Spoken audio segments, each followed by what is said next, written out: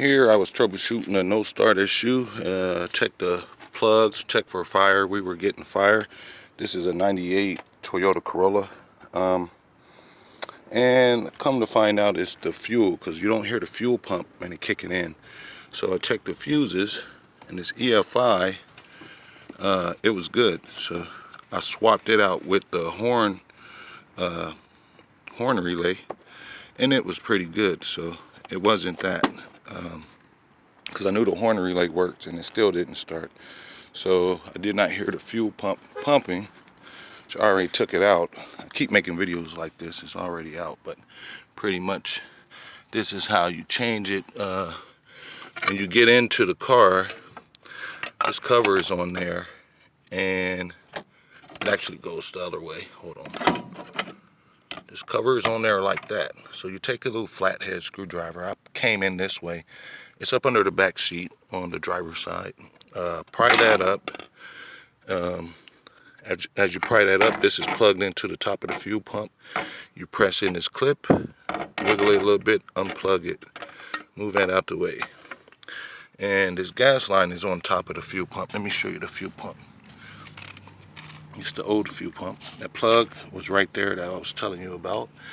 And that gas line is sitting right here. But it has this little clip that clips in the top of here, and that clip is right here. Let me show you guys. The clip is right here. It goes into the top of here like so, and it slides in there all the way down. Take a flathead, just pop that out, pop that all the way out. After you get that out, you can wiggle that line, wiggle this, pow, and it comes off. Be careful, wear your safety glasses, because gas may squirt a little bit. And then this cover is on here, so it's going to be like this, and it's screwed into here. So then you unscrew all of those are 8mm, and you got eight millimeter screws that goes around there. Pop that off, and the fuel pump is right there, sitting in there like so, down in there. You wiggle it, pull it out. You're going to have to tilt it a little bit like that to get that float right there, to get the float out of there, and it'll come out. Just wiggle it. And so don't just yank on it, just wiggle it, and you'll see the float stuck. Wiggle it and pop it out, twist it how you gotta do to get it out. And to put the new one in, you do the reverse. Wiggle it, put it in. Make sure you guys have your seal on there. Put it in there.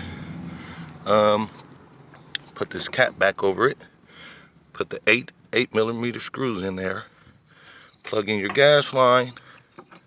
After you plug in the gas line, put your clip back in. Clip it. And take your cover, put it over there. Plug the plug in. Snap it in. Mount your cover down as good as you can get it. Put the back seat back in, and you're done. But right here, these are clips to hold the back seat in. So you slide in at an angle, and you press down about right where this is at on the back seat. You're going to hear it snap into place. Click, click. One on the other side.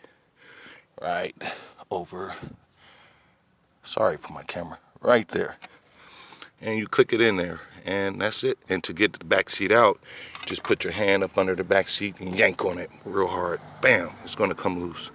All right, hope you guys enjoy. Hope you guys learn something. This is not a bad job to do. And thanks for watching Rails the Car Guy videos. Subscribe. Oh yeah. Subscribe below, please. Subscribe.